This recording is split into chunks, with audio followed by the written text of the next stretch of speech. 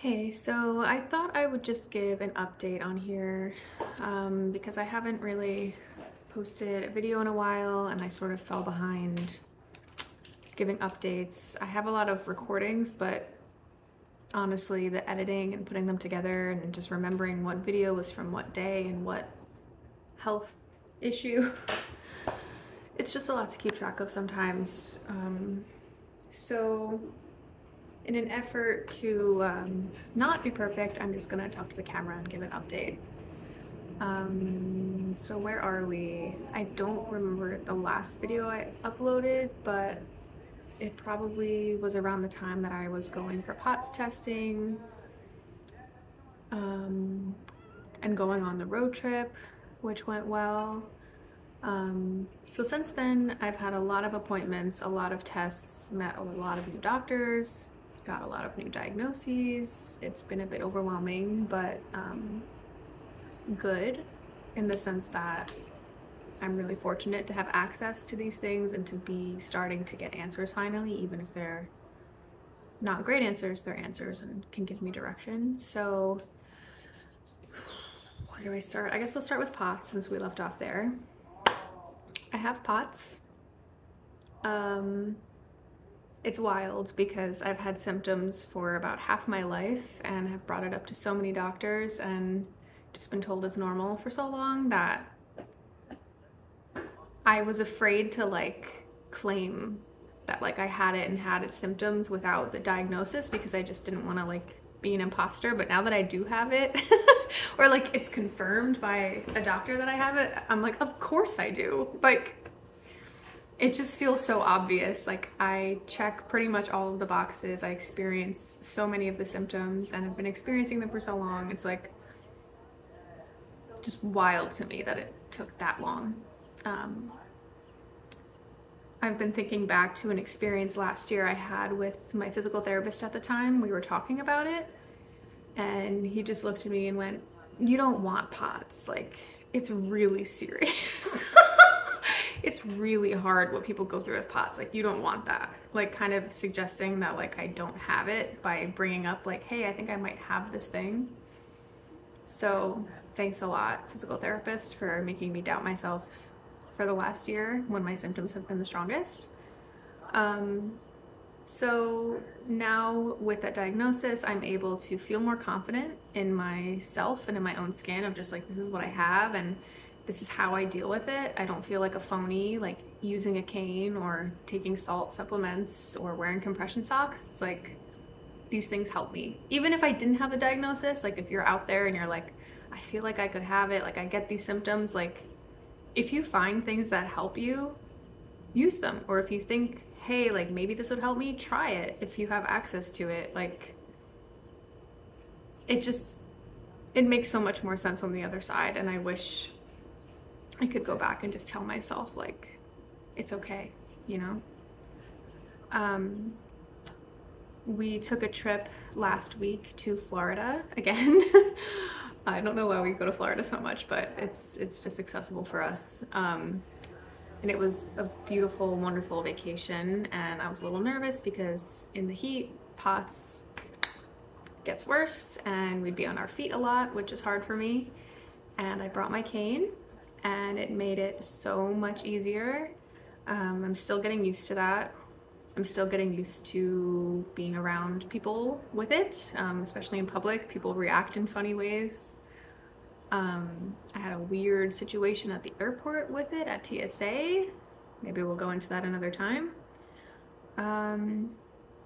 But yeah, it feels weird. It's I've heard it once described as like the double-edged sword of getting a diagnosis. It's like on the one hand, it's like, yes, like you finally have the answer, like congrats. Like this is a good thing. Like we know what we're dealing with, we can deal with it. And on the other side, it's like you have a condition that you're going to be dealing with probably for the rest of your life.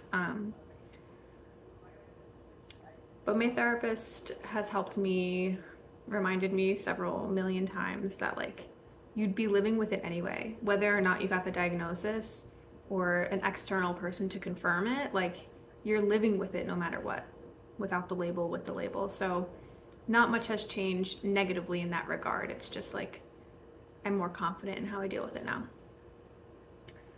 Okay, that's POTS. What else?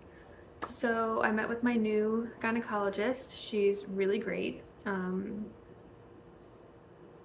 I've seen a different gynecologist every year for the last like 7+ years. Going to them and saying, hey, listen, like my hormones feel out of whack, like I have all these symptoms, my period pain is excruciating, and every single one has been like, yep, take Advil, yep, your labs are normal, that's just part of being a woman. So I believed them, but I kept trying a new person each year thinking maybe they'll be able to find something that the last one couldn't. So 10+ years later, we have found things. They ran a lot of tests, including blood work, ultrasound, pelvic MRI, and they've confirmed that I have PCOS. They said I checked every box, and you don't have to check every box to, what's the word, not qualify, but like to meet the criteria for PCOS, you don't have to check every box, but I do. So just frustrating that the other doctors couldn't do that for me. From the PCOS, I am starting spironolactone, which I started today.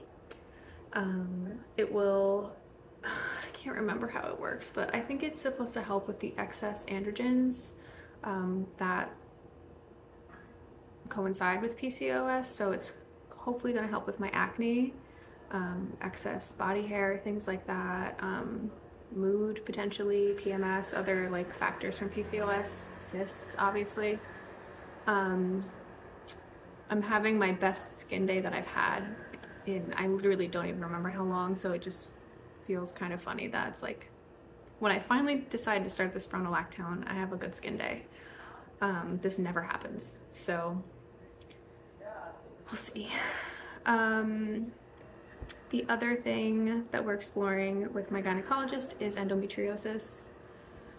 I am struggling big time with this one because I think just the medical gaslighting for so long, I just can't believe that I could have it, but all signs are pointing to it. The only way to confirm it is with surgery. So we haven't been able to do that yet, but according to just my history, my symptoms, the MRI, and I've also met with a gastroenterologist and a pelvic floor PT who all agree I likely have endo. It's just really weird. I'm definitely still processing it. It's just this week that I had the MRI, so it's very fresh. And next week I will meet with my gynecologist to go over the MRI in detail and discuss next steps. One thing that comes to mind about that is the treatment. So there is no cure or like real treatment for endo. It's just managing the symptoms. There's a definite lack in research and funding for women's health in general, but for conditions like endometriosis as well. Excuse me. So right now it's just managing the symptoms, and the way they do that is with surgery if it's severe enough, but sometimes they just go in to like check and see what's there. That's laparoscopic surgery, so they make tiny incisions in your abdomen and go in with like a camera and see what's up and then excise the tissue if they need to. That's the gold standard. Ablation or burning is not the gold standard because I think of it like weeds. Like if you just like pluck the thing off the dirt, like the weed is still underneath, it's gonna grow back. Except with ablation, if you burn it, you're gonna get scar tissue too, which is not good. So excision surgery, they're going in, they're pulling out the root, sometimes even the tissue or soil around the root to prevent it from growing back, but it can, and it often does grow back. So my doctor is recommending an IUD or a hormonal birth control to sort of control the grow back of it if we do get to that point of surgery. They say it also helps with the pain. And now I've been on hormonal birth control before, 2 times, absolutely hated it, had a complete mental breakdown the first time, Also the second time, but I was on this the second time. It was just a progestin pill. I was on it for a long time, and my mood was all over the place. My cycle was all over the place. My symptoms were all over the place. Like, it did not stabilize me at all. And when I came off of it, I felt like I was coming out of a trance. I was like, holy shit, like I feel like myself again. Like, I didn't even realize how muted I just felt. So I'm really resistant to taking it again. Plus, like, I don't know, like, we're supposed to have our cycle. Now, this is not like me trying to preach to anybody, but for me and my values, like, I want to support my body and my cycle to function properly and as naturally as possible, so I can ovulate normally, like, and just support my body rather than suppress it and suppress my cycle the way that birth control works. I'm not saying everybody should do that. Birth control works for a lot of people, and people have different goals with what they want to do in their life. This is just something for me that I've learned a lot about in the last few years, and I feel really strongly about. So it's really hard to hear the doctors say, like, this is kind of your only option that I can give you. And it's not just to control the pain, because I've tolerated it this long. Like, I'm tempted to be like, I'll just keep tolerating it, but it's to prevent it from growing back, which is important just because it's a disease. You don't want that growing in your body, but also it impacts fertility. So, you know, if that's something that I'd want to consider in the future, I need to try to prevent the growth of endo. And PCOS also impacts fertility, so we're 0-2 for that. What else? I started pelvic floor PT a few weeks ago, but I've only had 2 sessions since I went away, and I really like it so far. The exercises feel really good. So far we're just doing like external work, and I'm just curious to see where that goes, and I'm thankful for that, just to be able to like give back to my body in that way and take care of it and engage with these muscles and parts of myself that I've just been clenching for decades. So that's good. And what else? Health updates. Oh, when I went for the stress test for POTS, also the tilt table test was just not fun, but that can be a story for another day.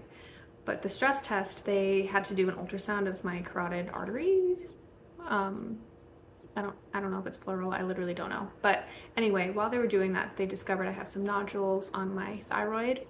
So they want me to get those checked out. So I'm going for a more in-depth ultrasound next week, and they'll refer me to an endocrinologist from there. They said that could be impacting my cycle and PCOS, and imbalanced hormones also impacts POTS. So it's all related, of course, it's one body. So just hoping that's nothing too serious. We'll see. They also want me to see a rheumatologist to explore hypermobility, see about Ehlers-Danlos syndrome potentially, but I've been struggling to find a specialist in the New York City area that can do that and takes insurance and isn't horrible or has terrible reviews. So if you know anyone, please leave a comment and let me know. What else? My jaw pain has been really bad, and just like neck and shoulder pain in general. I really can't find answers with that. I did PT for 7 months last year, and it's still bad. So same. If anybody knows any places to go or recommendations for that, please let me know. And I need to see a new dentist.